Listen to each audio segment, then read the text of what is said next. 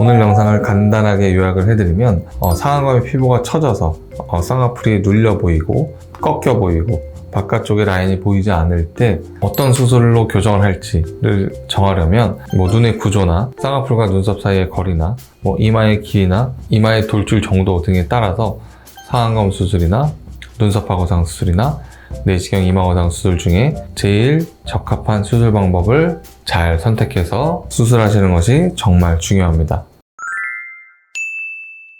오늘은 쌍꺼풀 재수술에 대해서 얘기를 나눠볼까 합니다. 자, 라인이 찌그러졌어요. 쌍꺼풀이 눌렸어요. 제가 상담할 때 제일 많이 듣는 얘기 중에 하나인 것 같은데요. 쌍꺼풀이 풀리지 않았는데 뒤로 갈수록 넓어 보이지 않고 점점 좁아지거나 가운데 부분이 꺾여서 눌리거나 심지어 바깥쪽 부분이 더 얇아지거나 처지거나 왜 이렇게 보이는 걸까요?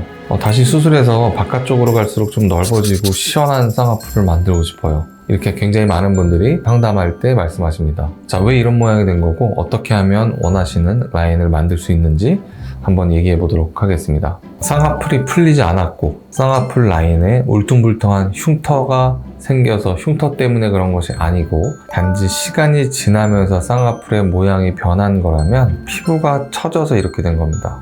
처진 피부를 들어봤을 때 쌍꺼풀 모양을 보면 알 수 있는데요. 쌍꺼풀도 당연히 시간이 지나면서 피부가 처지게 됩니다. 저한테 상담하면서 원장님 마지막 수술이 되게 해주세요. 저는 쌍꺼풀 수술 이제 이번이 마지막입니다. 자, 당연히 쌍꺼풀이 풀리지 않고 마음에 들면 수술은 마지막일 수 있죠. 근데 나중에 시간이 지나면 그 상태에서 또 처지고 덮여서 쌍꺼풀이 보이지 않게 되거나 어느 순간이 되면 쌍꺼풀 바깥쪽이 너무 처진 피부 때문에 눌려 보이고 예쁘지 않게 될 수도 있겠죠. 그러면 이 쌍꺼풀 수술은 마지막 수술이지만 그때 또 더 예뻐지기 위한 수술을 고민해 보실 수도 있겠죠. 무조건 풀리지 않는다고 나중에 수술이 필요 없다는 뜻은 아니라는 얘기를 제가 드리는 겁니다. 자, 그러면 왜 피부가 처지는데 바깥쪽만 덮일까요? 상안검 피부가 처질 때 이렇게 균일한 속도로 처지지가 않습니다. 왜냐하면 이 쌍꺼풀 라인의 앞쪽, 미간 쪽은 미간의 여러 쌍의 근육들이 서로 손으로 깍지 끼듯이 근육끼리 크로스된 상태로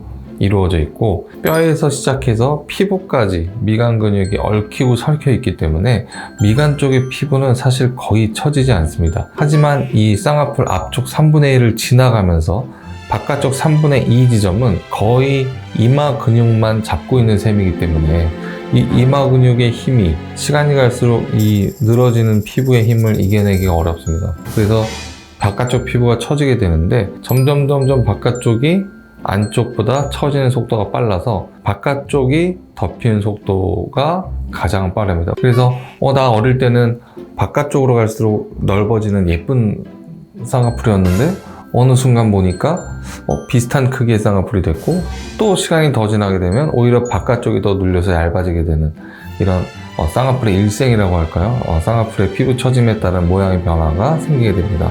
결국 이 모양을 해결하기 위해서는 쌍꺼풀 라인 쪽에서 처진 피부를 제거하거나 아니면 처진 문제를 해결하기 위해서 위쪽에서 피부를 들어 올려줘야 됩니다. 즉 쌍꺼풀 쪽에서 피부를 제거하는 상안검 수술을 하거나 눈썹 밑에서 피부를 제거해서 올려주는 눈썹 파고상 수술을 하거나 아니면 눈썹을 통째로 들어주는 이마거상 수술, 이 세 가지 수술 중 한 가지를 해야 해결이 된다는 뜻입니다. 쌍꺼풀 자체에 비대칭이 있거나 쌍꺼풀이 굉장히 약하면 눈썹 파고상 수술이나 이마거상 수술을 했을 때 이 수술은 그냥 내 원래 쌍꺼풀을 보여주기만 하는 거기 때문에 당연히 쌍꺼풀을 만들면서 하는 것이 좋아서 가능하다면 상안검 수술을 하는 것이 한 번에 해결할 수 있는 가장 좋은 방법이 맞는데 수술 원리상 눈썹 파고상 수술이랑 이마거상 수술은 처진 피부의 반대쪽 힘, 위쪽으로 들어 올리는 방향의 수술이기 때문에 주름이 더 심해지지 않는 수술인데 상안검 수술은 처진 피부를 잘라서 당겨 내려서 쌍꺼풀을 만드는 개념이기 때문에 이 미간 쪽 쌍꺼풀 라인 앞쪽에 수술 후에 가로주름이, 사선의 주름이 깊게 생길 확률이 굉장히 높습니다. 그래서 생각보다 상안검 수술로 해결할 수 있는 눈이 드뭅니다. 그래서 피부가 처졌을 때 상담 오시면 한 10분 상담 오시면 상안검 수술이 가능한 눈, 상안검 수술에서 더 예뻐지는 눈이 한 분, 두 분 될까 말까입니다. 대부분은 눈썹하고 상수나 이마고 상수 쪽으로 해결을 하는 것이 더 자연스럽고 예쁜 쪽으로 가는 눈이 많습니다. 앞쪽 주름뿐만 아니고 쌍꺼풀이라는 거는 이제 피부가 접혀서 만들어지는 건데, 당연히 아래쪽 피부가 속눈썹에 가까운 쪽의 피부가 얇기 때문에 이 얇은 피부가 접혀서 만들어지는 쌍꺼풀을 보여주는 것이 더 예쁘고 자연스럽지, 상안검 수술에서 아주 많은 양의 피부를 잘라서 눈썹에 좀 더 가까운 두꺼운 피부를 끌고 내려와서 접어서 만드는 쌍꺼풀은 자연스럽지 않게 보일 확률이 높습니다. 우리가 아주 두꺼운 종이로 종이 접기 하는 게 얇은 종이로 종이 접기 하는 것보다 조금 더 어렵고 약간 투박해 보이는 거랑 같은 원리겠죠. 그래서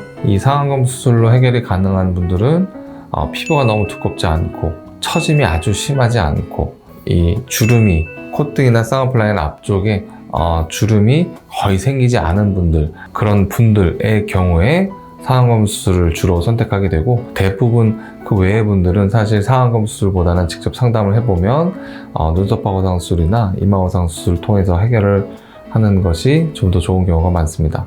하지만 이 수술들을 하면 한 가지 아셔야 되는 거는 피부가 처지게 되면 쌍꺼풀이 굉장히 길어 보입니다. 그래서 젊어지는 수술, 처진 거를 교정하는 수술을 하게 되면 마치 쌍꺼풀이 짧아지고 눈꼬리가 올라간 것처럼 느끼시는 경우가 있는데, 실제로 짧아진 게 아니죠. 내 원래 쌍꺼풀, 처지기 전 쌍꺼풀을 보여주게 되는 거라서 쌍꺼풀이 짧아지고 날카로워진 게 아니라 내 원래 길이의 쌍꺼풀, 그 다음에 내 원래 가려져 있던 눈꼬리가 조금 더 보이게 되는 수술이라서 상안검 수술이나 눈썹하고 상수술, 이마고 상수술 후에 눈이 많이 싸나워지고 날카로워진다는데 괜찮나요? 라고 물어보시는 분들에 대한 대답은 날카로워지고 사나워지는 것이 아니라 처진 피부가 교정되었을 뿐입니다 라고 말씀을 드립니다. 필요한 경우에는 러블리팀 같은 수술을 같이 하는 분들도 많고요.